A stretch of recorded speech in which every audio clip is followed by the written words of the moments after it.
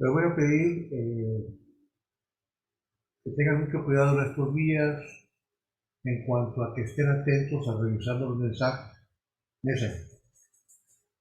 porque puede ser necesario que se enteren de algo que les avise, algún detalle importante. Ayer mandé un mensaje a todos en el sentido de tener cuidado con los usos de las fonts de tipo matemático, porque a veces se escribe en un tipo de máquina como es la Mac, y cuando se lee con una PC lo puede leer bien o a veces lo puede leer mal, porque es una plataforma distinta. Tomen en cuenta que la Mac es una excelente computadora, pero no es la más popular, digamos, en otros países, porque es muy cara. Lo más probable, lo que hemos observado que no será, es que los revisores usan PC. Ahora, primero me alarmé un poquito porque vi unos casos así de entrada que tenían problemas de ese tipo. Apareció un font que iba a ser una letra griega, un exponente, apareció un cuadro, o aparecía un cuadro con un texto que decía cargando. Entonces ya pasó alguna vez que se mandó esta información y el revisor la rebotó, entonces los archivos no se pueden leer. Y les concedo 24 horas para que lo corrijan y me lo manden ya con ese detallito. Eso implica tener que comunicar al estudiante de la situación. Por eso les pido que estén en contacto continuamente con Messenger. Puede necesitarse. Sin embargo, me dio la tarea rápidamente de poner la lupa y ver los demás casos. Estoy leyéndolo con una PC y encontré que estaban bien. En términos generales, a quienes encontré errores de reproducción en PC, les avisé directamente por Messenger. Si no fuese el caso con algunos de ustedes, la mayoría, es que no tengo problema, que se lee bien el archivo. Bien, otra cosa, tomen en cuenta que esos documentos se van a mandar ya, en la junta que tenga con la maestra Rosalba. No es que la fecha límite, que es el sábado, que es el sábado, no quiere decir que lo van a mandar para esperar que les comente algo que va a ser editable. No, no, no. Lo que ocurre el sábado es que voy a tomar unos archivos y ya no hay correcciones. Si hay errores, van a ir con los errores, ni modo. No se trata. Yo doy ideas generales de apoyo para pero finalmente ustedes tienen cuidado, sobre todo la ortografía. Cuidado con la ortografía. Les pedí que pusiesen el lenguaje de la computadora en español para que el corrector de ortografía esté en español. Si lo tienen en inglés, lo más probable es que están escribiendo el Word, por ejemplo, y le están poniendo en rojo todo, porque está en inglés. Pero si lo dejan así, ocurren barbaridades. Ya tuve un caso ahí que revisé. Le mandé a la alumna el mensaje de emergencia que está lleno de errores de tipo, no lo de acentos, este, sino palabras con letras repetidas por error de dedo al teclear, o sobre todo anglicismos. Por ejemplo, una palabra que tiene una P en medio, en español la escriben y le ponen una doble P porque en inglés no se escribe. Los detalles les cuestan. Hay un renglón que tiene que ver con la comunicación, ¿sí? Y ese renglón se evalúa con un 4. Si hay faltas de ortografía, ya perdieron 4 puntos de 24, ¿eh? 4 de 24. Entonces, hagan eso. Por último, lenguaje en español, corrector en español, para que les marque los errores y corríjanlos. Porque ya no voy a poder hacer más. El sábado empiezo a revisar y si veo eso, pues yo mismo en mi autoevaluación, en la evaluación que yo haga, que voy a enviar al extranjero, debe quitarles esos 4 puntos de letra. Cuidado. Pongan la lupa ustedes, ¿sí? No que yo les diga, mira, aquí te falta un acento, mira, acá está la... ¿Cuándo acabo? Bien, vamos a continuar entonces. Ayer vimos lo de relacionado con los puentes de rectificación. Esto es, la corriente alterna que circula por un circuito está cambiando de polaridad 60 veces por segundo, 60 Hz. Y eso lo dice la CFE, corriente alterna de valor de voltaje RMS, 120 voltios, 60 ciclos, 60 Hz. El voltaje cambia de polaridad 60 veces cada segundo. Es la corriente alterna. ¿Por qué conviene la corriente alterna? Pues porque eso está previsto, no viene en el programa, pues lo voy a explicar brevemente. Bien, vamos a pizarrón. ¿Por qué conviene el uso de la corriente alterna? Una idea de Tesla, Nikola Tesla. Cuando usan corriente directa, una batería común, voltaje, corriente directa. Esta batería genera la corriente y va a la distribución, resistencia, focos de las casas y todo eso. Tiene que circular completamente por todo el circuito y luego regresa. La potencia es igual a I cuadrada por R. Quiere decir que la corriente, que la causante de la pérdida mayor de potencia eléctrica, o al cuadrado, genera con la resistencia un calentamiento y una pérdida. Quien desarrolló esta técnica de generar energía eléctrica por corriente directa fue Edison, Thomas Alva Edison, y él manejó el concepto de fuente directa. Pero con las distancias no le quedaba otra, porque desperdiciaba mucha energía, de que solamente se ponían plantas de generación de corriente por manzana de la ciudad. Una manzana tenía un localito que era un subterráneo y ahí tenía el generador de corriente directa que alimentaba de electricidad esa manzana, los focos y todo eso. Porque si lo ponía a mayores distancias la pérdida era tremenda. El pleito entre Thomas Alva Edison y Tesla fue que Tesla lo pensó de otra manera. ¿Por qué hacer que la carga eléctrica circule por todo el circuito y luego regrese? ¿Por qué no mejor utilizar la corriente alterna? Donde, hagan de cuenta que el modelo para entender esto es, imagínense que es una cuerda así, larga. Y cuando la corriente circula, una persona jala la cuerda para acá, ¿sí? Y luego jala la cuerda en sentido contrario, así, y luego para acá. Esto es, tomar la cuerda y moverla así, un lado para el otro. Al hacer eso, los electrones están pasando a través de la carga, sí, pero no solo salen de por acá, están entrando, moviéndose con un balanceo de avance y retroceso, avance y retroceso. Eso quiere decir que no viajan toda esta distancia y no hay tantas pérdidas. Por eso la corriente alterna. Él instaló la fuente de alimentación de corriente alterna en las cataratas de Niágara. Los generadores son los mismos, todavía funcionan. Evidentemente la corriente alterna es mejor porque tiene menos pérdidas. Y él podía poner una fuente de generación en cualquier lugar y enviar energía desde las cataratas de Niágara hasta Nueva York y mayores distancias sin problema. Cosa que Edison no podía hacer. Edison se afilió con una empresa de nombre, un empresario de Westinghouse, y juntos trabajaron con Tesla, con Westinghouse, y produjeron generadores de corriente alterna. Eso es lo importante que estamos viendo ahora. Entonces, todo el aparato que utilicemos para aprovechar la corriente alterna puede requerir corriente que no sea alterna, que no esté cambiando. Para ello se usan entonces los puentes de rectificación.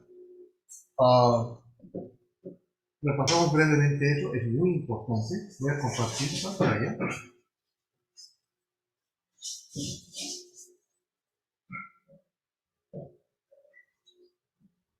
Yo lo hice muy rápido, a lo mejor no quedó de todo claro. Este es el puente de rectificación. Cuando la carga, la polaridad es positiva aquí y negativa acá, lo importante es que vean la carga, que es la resistencia, esta, que es la que recibe la corriente, para dónde va. Sale por aquí, o está polarizado de esta manera, hace esto, y viene por acá, y pasa hacia abajo por la resistencia. Y ya está. Cuando cambia la polaridad de esta forma, la corriente sale por acá, azul. Viene por aquí, hace esto, sube, y vean que pasa igualmente la misma dirección hacia abajo que lo hacía acá. Por eso, la variación de voltaje de corriente alterna, que es así, convierte para que pase siempre en la misma dirección en algo de esta manera, con piquitos. Eso indica que ya no hay cambio de polaridad. Si acaso está pulsando, varía de más a menos como si fueran secciones de una senoidal. Ahora, a veces en los diagramas puede sacarse de aquí la resistencia, cuestión de geometría nada más. Aquí se explica más abajo, focos. Eso es lo mismo. Haz de cuenta que esta carga está aquí adentro, nada más diluso por fuera. La idea es la misma. Digamos el sentido de la corriente, para dónde va hacia esto, ¿sí? Y luego baja y pasa hacia arriba. Luego la otra, sale por acá, llega aquí, pasa por este diodo, regresa y va hacia arriba igual que acá. Y es el esquema fundamental de la operación de un corte de diodos. Otro detalle que les quiero comentar. He notado ciertas confusiones. Lo relacionado con los RMS. Vean. Primero recapitulo brevemente, ya me hice 2 meses, pero ayer alguien me puso nervioso y me dijo, ay, ¿qué es RMS en la torre? Raíz media, cuadrática. A ver, corriente alterna, voltaje, y esto es tiempo. Así, ¿verdad? La relación para el voltaje es voltaje máximo por el seno de omega t. Y está variando. Si yo saco el promedio de esto, me da 0. ¿Por qué? Porque iguales cantidades positivas hay arriba que negativas. ¿Qué se hace? Ese voltaje se eleva al cuadrado. Al elevarlo al cuadrado ya desaparece la porción negativa y la gráfica se convierte en algo así. El pico cambia de altura porque es al cuadrado. Pero háganse cuenta que estas crestas se invierten y esto ya es b cuadrado. Sobre esto se saca la media, promedio.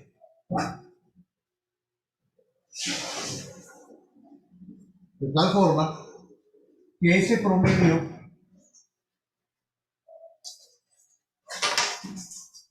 del cuadrado, ¿cuál es? Como es un seno, el máximo valor que puede tomar es 1.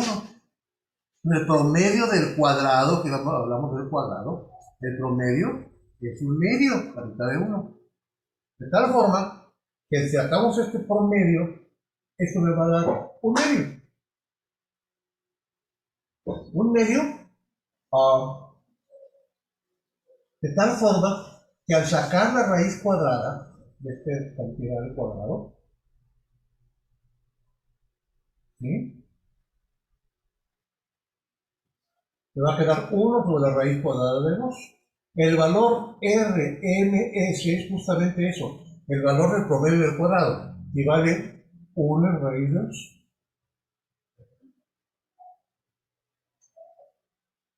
Del valor máximo. Del valor máximo. ¿Qué es esto? Ahora, con respecto a la potencia, miren,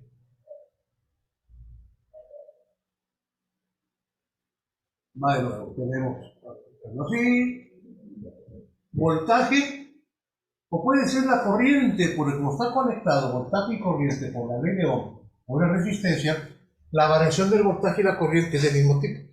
Entonces, si tengo la variación del voltaje o de la corriente de acuerdo con este esquema,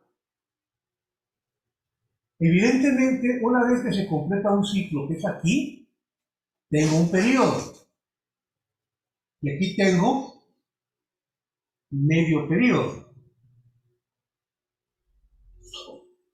¿Qué pasa con la potencia? La potencia es igual al producto del voltaje por la corriente.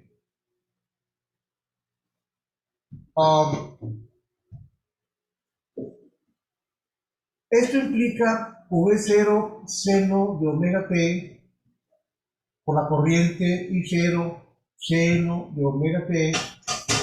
La potencia en términos del tiempo queda como V0 por I0 por el seno cuadrado de omega t.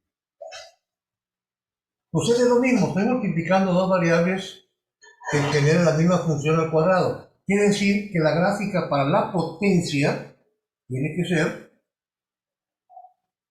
algo así. Si se fijan, esta cresta es esta que se invirtió. Por lo tanto, aquí tengo el periodo. Aquí tengo medio periodo. O sea, el ciclo que va de aquí hasta acá corresponde a la parte del gráfico que va de aquí, ¿sí? Con dos crestas para una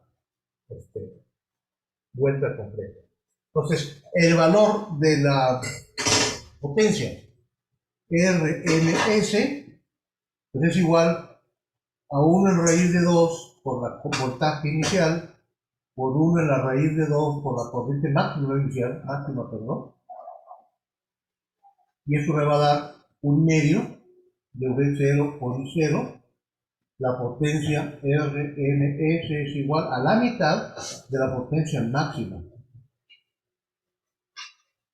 Eso es conveniente revisarlo porque hay un problema de tarea que marqué que tiene que ver con gráficos y variaciones de periodo. Ese de... Dale. Seguimos. Vamos a examinar a continuación un concepto muy importante. Es sobre un dispositivo muy particular que se utiliza en la electrónica y en la electricidad, llamado capacitor. Capacitor. Nuevo tema de la misma unidad. Se llama el tema en sí capacidad. Miren, un capacitor básicamente es un dispositivo cuya función es almacenar energía eléctrica. Como una batería, más o menos, sí. Pero almacena la energía eléctrica por cierto tiempo, la guarda momentáneamente y luego la devuelve. ¿Cómo funciona? Vamos a imaginar que tenemos un par de placas metálicas, conductoras por supuesto.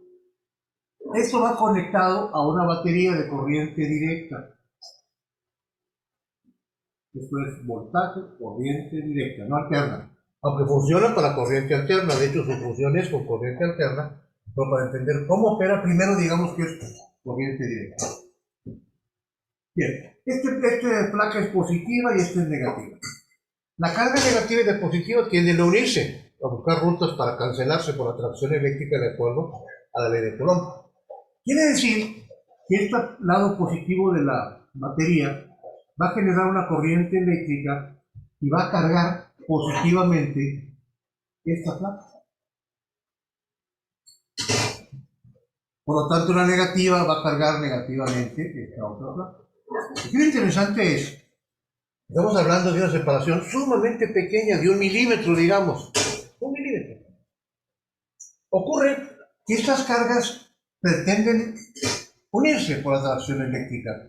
Y hay una fuerza generada por el campo eléctrico aquí adentro, que trata justamente de hacer eso. Pues no pueden brincar porque hay aire, porque no hay conducción. Sin embargo, están atrapadas por una fuerza de atracción que les impide regresar porque la fuerza eléctrica de atracción es muy intensa. Y si yo abro este circuito, lo desconecto. El capacitor, que se llama así, condensador también, permanece cargado. ¿Por qué? Porque las cargas ahí se quedaron atrayéndose.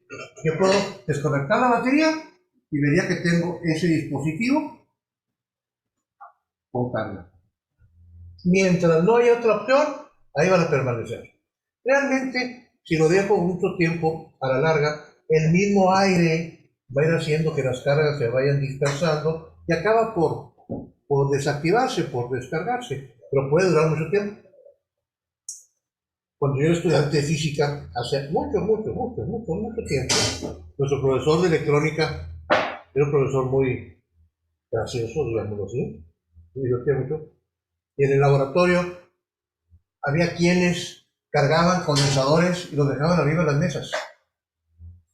¿Cómo le hago para que no sentir una descarga? Porque esto da toques, por supuesto. Si agarro las orillas acá, siento la descarga, la corriente fluye a través de mi cuerpo. No es mortal, pero se siente muy feo. Se dejaban condensadores tirados. Cuando él llegaba se enojaba. ¿Por qué no arreglan el laboratorio? Dejan todo tirado. Y cuando agarraba uno de esos le daba un toque. Era una broma. Yo no lo hacía, yo veía que lo hacía. Pero bueno, sí. Esa es la idea. ¿Cómo se construyen realmente? Imagínense tener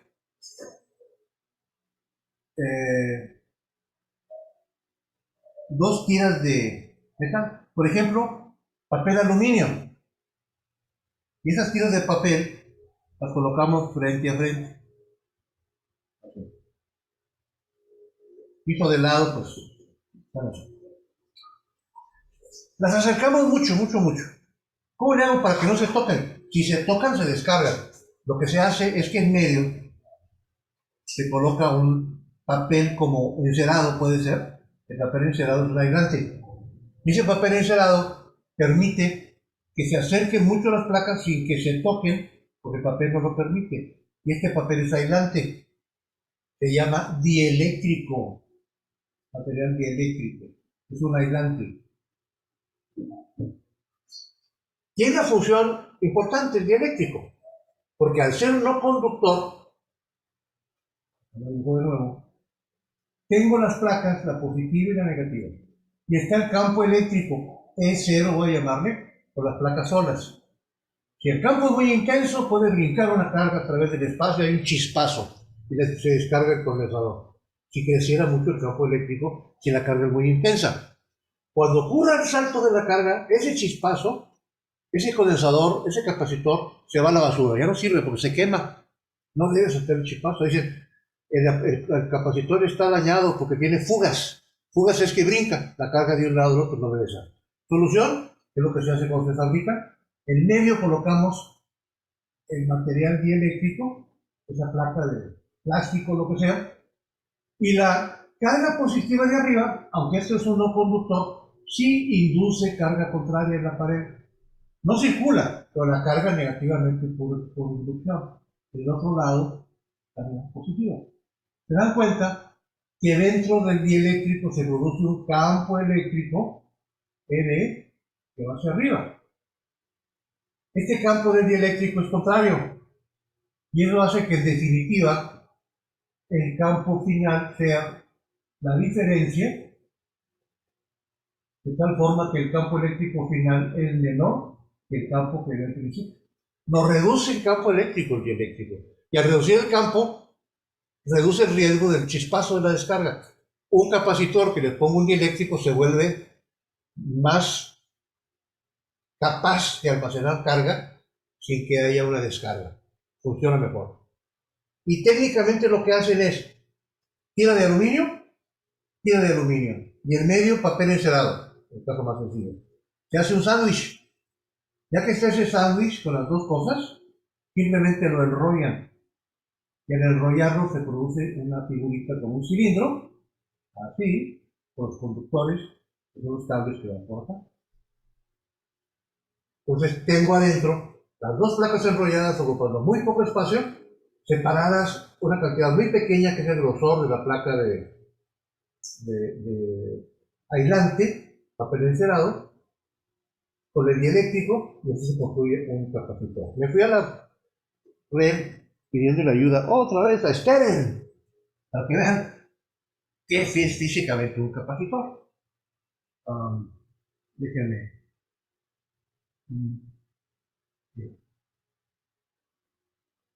Comparto pantalla.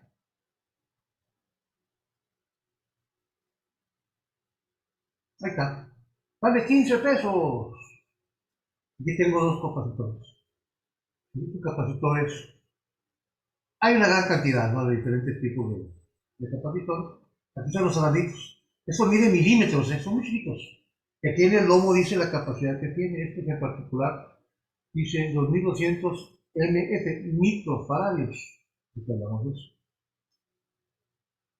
Esos son los capacitores. Muy bien. Ahora, vamos a ver.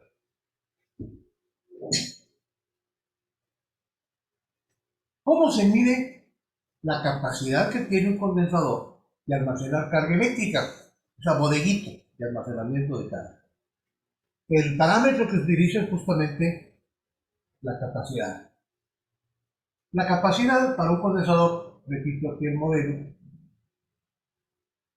tiene que ver con la carga que almacena, que es capaz de guardar, con la diferencia de potencial que hay entre placas.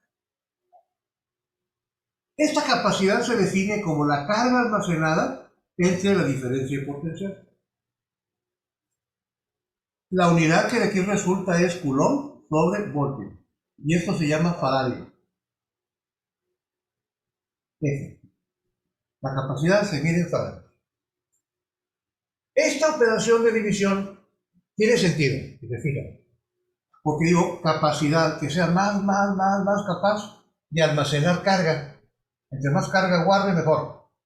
Pero, fíjense, entre más carga almacene, el campo eléctrico crece, el voltaje crece. Si el voltaje, la diferencia de potencial aumenta mucho, puede haber el chispazo. Pues cuando es un capacitor muy potente de guardar mucha carga, ya sea por el dieléctrico, lo que ustedes quieran, cuando yo pueda, por ejemplo, guardar una carga grande, mucha carga, manteniendo una diferencia de potencial pequeña. Usted divide un número grande entre otro pequeño, el resultado es grande. Gran capacidad, guarda mucha carga con poca diferencia de potencial. Ese es el ejemplo. Ejemplo, apunte. Determinar cuánta carga almacenaría un capacitor de 5 microfaradios conectado a una fuente de 100 voltios. 5 micro 10 a la menos 6. La carga, despejando la ecuación de arriba, es igual a C por B. Y este es 5 por 10 a la menos 6 faradios por 100 voltios.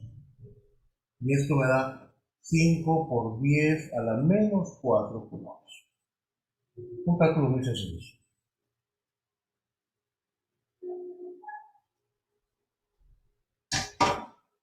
Micro, ¿por qué no puse una capacidad de 2000 faradios? Resulta que la unidad del faradio es muy grande. Hablar de un faradio es hablar de un montón. No. De hecho, nunca he visto un capacitor de un faradio. Casi todos se dan en microfaradios. Lo vieron con el STEM, el UF, microfaradios, y a veces más pequeñas. Las unidades más comunes son microfaradio, 10 a la menos 6 faradios, o a veces pico faradios. Pico faradio, pico es un micro por un micro, esto es 10 a la menos 6 por 10 a la menos 6, 10 a la menos 12 faradios. Actualmente se debe en microfaradios o microfaradios. Bien.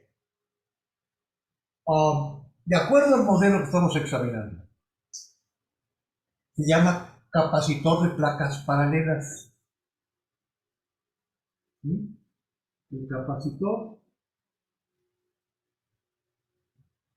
de placas paralelas. Es más sencillo.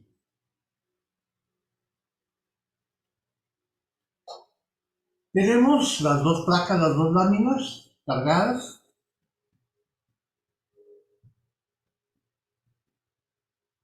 Aquí hay una carga aplicada. Fíjense que la carga neta de un condensador, de un capacitor, siempre es cero. Porque la carga que hay arriba es idéntica a la que hay abajo. Si ustedes preguntan cuánta carga tiene, realmente es cero, porque la misma carga está arriba que abajo. Pero finalmente lo que voy a ocupar es que una vez cargado, la carga no pase de aquí para acá porque se quema, no quiero eso. Lo que voy a hacer es que esto lo voy a conectar por algo por fuera para que la corriente fluya así. De la bodega de carga eléctrica se usa como si fuera una pequeña batería. Entonces, bien. Algo importante. Cuando tengo dos placas paralelas así, el campo eléctrico que se produce es constante. Esto lo mencioné cuando vimos teoría de campos. Entre dos placas paralelas, el campo eléctrico es constante.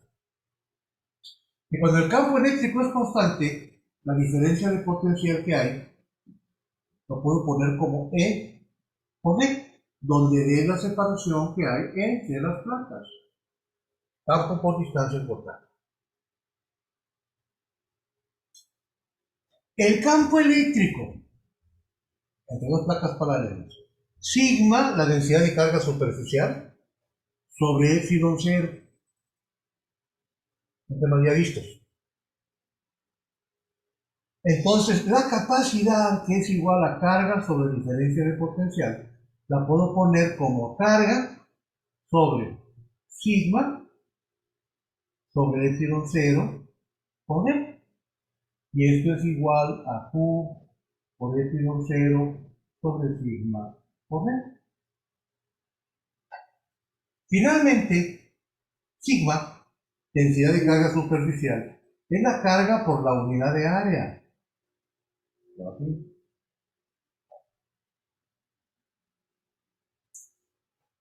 La capacidad entonces queda como Q sobre epsilon cero sobre Q sobre A por D. La capacidad del capacitor de placas paralelas es igual a epsilon cero A sobre D. Esta fórmula Socos la da por acto de fe, pero no, se deduce así. Vean que esta capacidad realmente al final no depende del lado eléctrico, es del área, la separación, y esta constante, que recuerden que el epsilon cero, la constante de permitividad es 8.85 por 10 a la menos 12.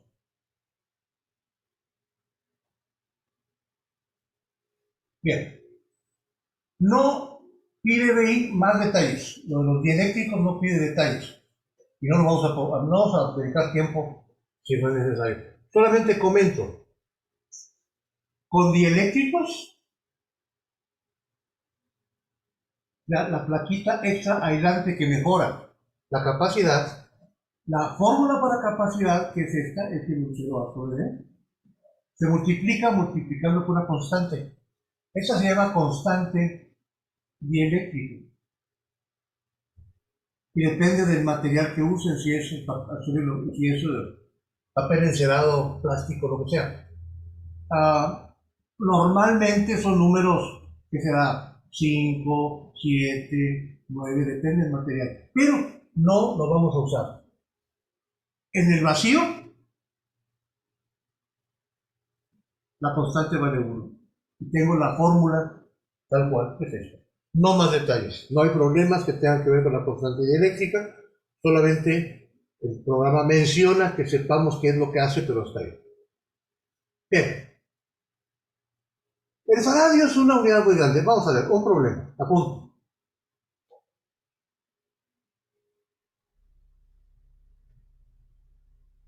Se construye un capacitor.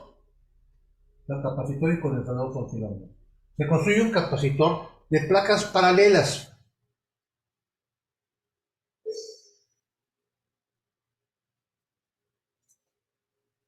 Su capacidad es de 1 faradio.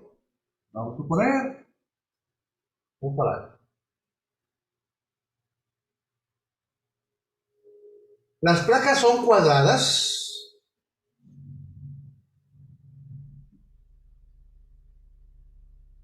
Y están separadas 1 milímetro.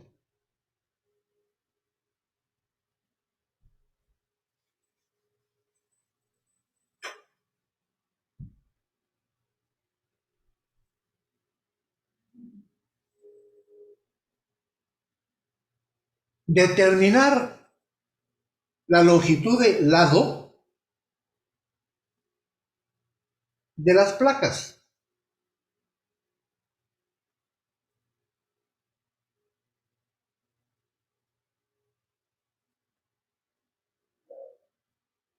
Fíjense la relación. Si yo quiero tener una capacidad grande, me conviene que la D sea muy pequeña, porque entre más pequeña sea la D crece. Eso es bueno, quiero una capacidad grande. Por eso, pues 1 milímetro, 1 milésima de metro, o sea, genial. Son placas cuadradas. Quiere decir que la capacidad es igual a epsilon cero por el área, lado por lado, sobre D. X entonces es igual a la raíz cuadrada de C por D sobre epsilon C. Esto es igual a la raíz cuadrada de 1 faradio por 10 a la menos 3 metros sobre 8.85 por 10 a la menos 12. Hay un montón de unidades que tiene la epsilon C. ¿Sí? Entonces, la longitud del lado pues tiene que ser 1 por 10 a la menos 3 entre 8.85 por 10 a la menos 12 y luego la raíz cuadrada de todo eso y les da 10.629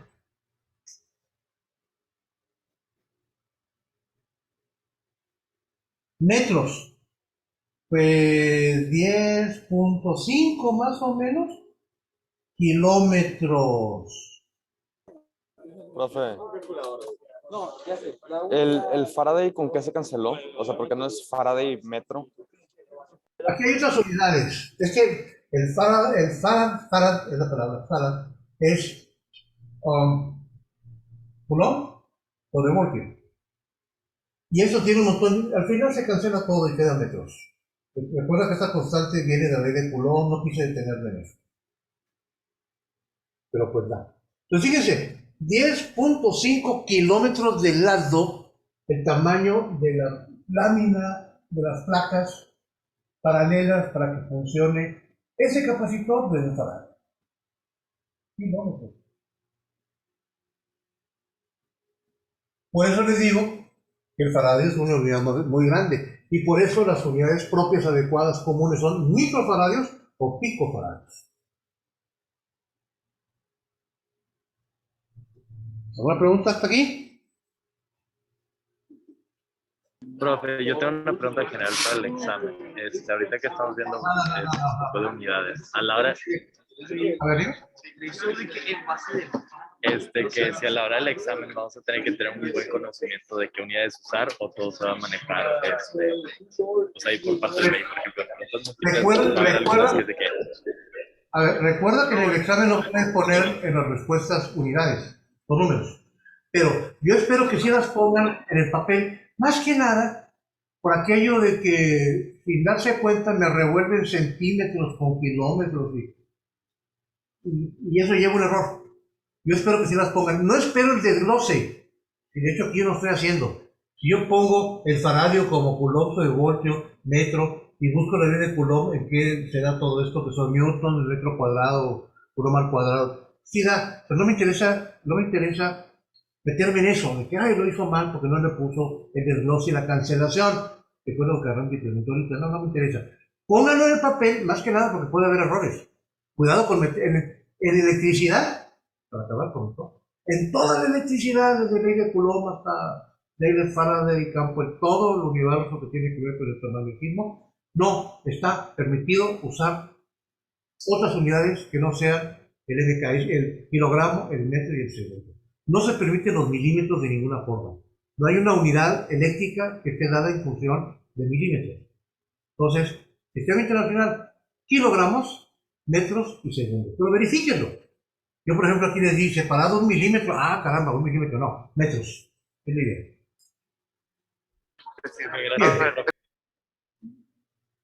Bien. ¿Está bien? No oigo. ¿Alguien habló? ¿No? Dale.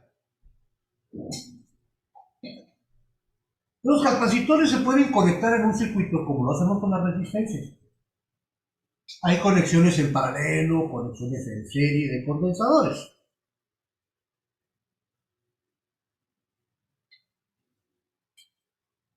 Circuitos.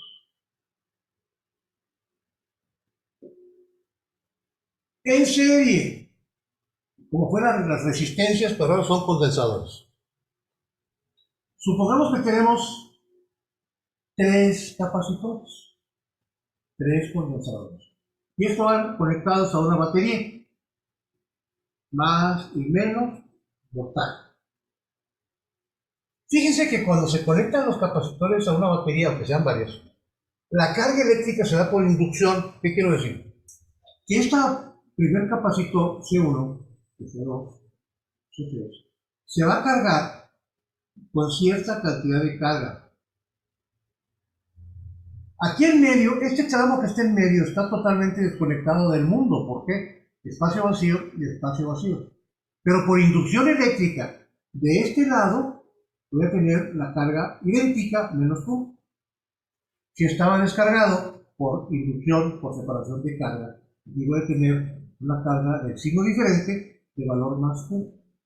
Y acá de este Oye, lado, profe, dime, una duda. Sí, capacitores, perdón, ¿alentan el circuito o no? O sea, porque retienen carga. Entonces sí, tardaría más la carga en sí. llegar. Ok. Pues no es un función nada más, es un componente de un circuito que participa activamente generando carga. De hecho, al estar conectado a una fuente alterna, la fuente alterna detecta la capacitor justamente porque tiene carga, y eso la alenta o la ayuda según sea que se cargue y se descarga. Haz de cuenta el concepto de resistencia, solo que la resistencia era algo inerte, inactivo de un metal o de un dispositivo, corriente directa. Estos dispositivos tienen resistencia por lo que estás diciendo, que atraviesan, porque almacenan carga y luego la ceden y se atraviesan con la distribución de la corriente por la fuente de voltaje alterno. Y es como si fueran una resistencia. Eso no es parte del programa del BI, se llama impedancia. Z, la impedancia. La impedancia depende de la frecuencia. O sea, que depende de cómo esté cambiando la batería de polaridad, el condensador se carga y se descarga, y la resistencia que ofrece el movimiento de la carga, por lo que tú estás diciendo, que es la carga almacenada, depende de lo rápido que esté cambiando. Es una resistencia que depende de la frecuencia, así es. ¿Que sí? Pues no. Nada más que para poder ver la solución de un problema que tenga capacitores, requerimos ecuaciones diferenciales. Las voy a usar, yo creo que mañana. Sencillito, no se complica mucho. Pues cada capacitor se carga con la misma carga por inducción. Vamos, resumidas cuentas. La carga en cada condensador es igual. El voltaje no, porque se va distribuyendo. ¿Qué hago entonces? Voltaje es igual a la suma de los voltajes en cada capacitor. Pero los voltajes, despejando de la fórmula de la capacidad, que es Q sobre V, el voltaje es igual a Q sobre C. Yo puedo poner Q sobre C1 más Q sobre C2 más Q sobre C3. Ese voltaje aplicado a un capacitor equivalente, que es la idea que tengo, que haya un solo capacitor C equivalente, que funcione igual que la combinación, pues lo podré poner como la misma carga, porque quiero que funcione igual que todos estos, entre la capacidad equivalente, igual a todo esto.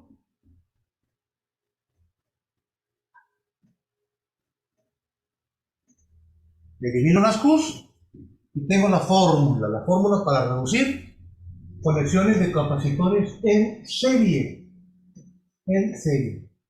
que es 1 sobre C equivalente igual a 1 sobre C1, 1 sobre C2. ¿Se dan cuenta que es la misma fórmula para resistencias, pero está al revés? En las resistencias esa fórmula se usaba para resistencias en paralelo, en los capacitores no. Esa fórmula es para conexiones en serie. Están cambiadas las cosas.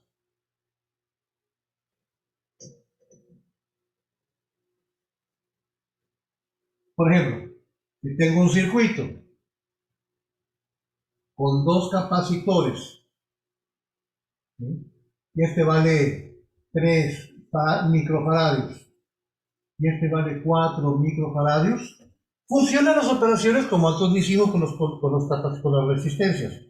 La capacidad equivalente de los recíprocos, el producto sobre la suma, porque en serie se utiliza esta relación. Y esto me va a dar 12 sobre 7 microfarados.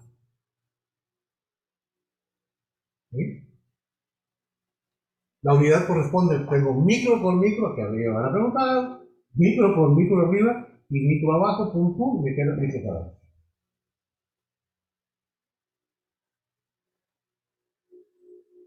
Bien. ¿Qué pasa en las conexiones en paralelo?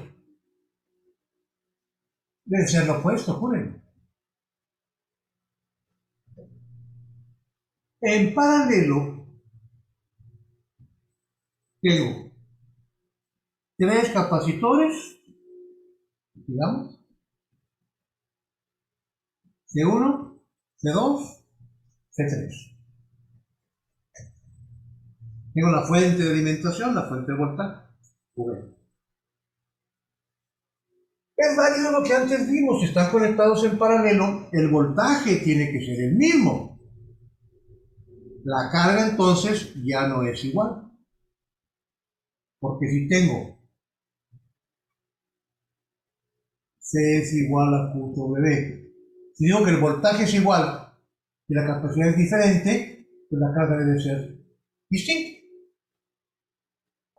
Profe, Dime, no puedo interrumpirte, pero ¿de dónde sacaste el 12 séptimos? Allá del lado derecho, perdón. 3 por 4, 12. 4 y 3, 7. Pero ¿por qué se suman si es uno entre más uno entre con diferentes? No me pongan nervioso, recuerda los circuitos. Que se multiplica, que era. Ops. A ver. Así, así. Con un denominador, ¿sí? Y luego lo inviertes. Eso lo hicimos ya con la resistencia. Para simplificar la operación. Ah, ok. Y ya está listo todo. Bien. Voltaje igual, carga distinta. Entonces aquí el equivalente sería un capacitor que tenga la carga equivalente a la suma de estas, que es lo mismo, y el mismo voltaje. Entonces, carga es igual a la suma de las cargas. Entonces la carga despejando de arriba, C por V, equivalente. Y esto es igual a C1 por V, a C2 por V, más C3 por V. El voltaje se anula. La capacidad equivalente es igual a la suma de las capacidades involucradas. Igual que las resistencias, pero allá en serie y aquí es en paralelo. Significa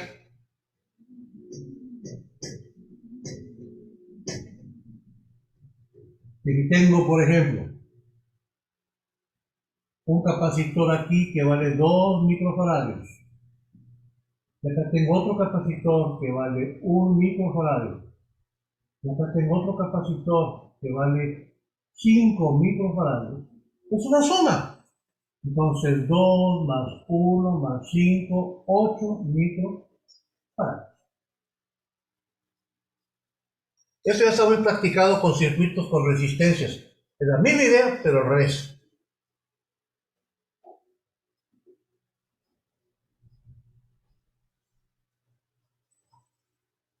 ¿Ok?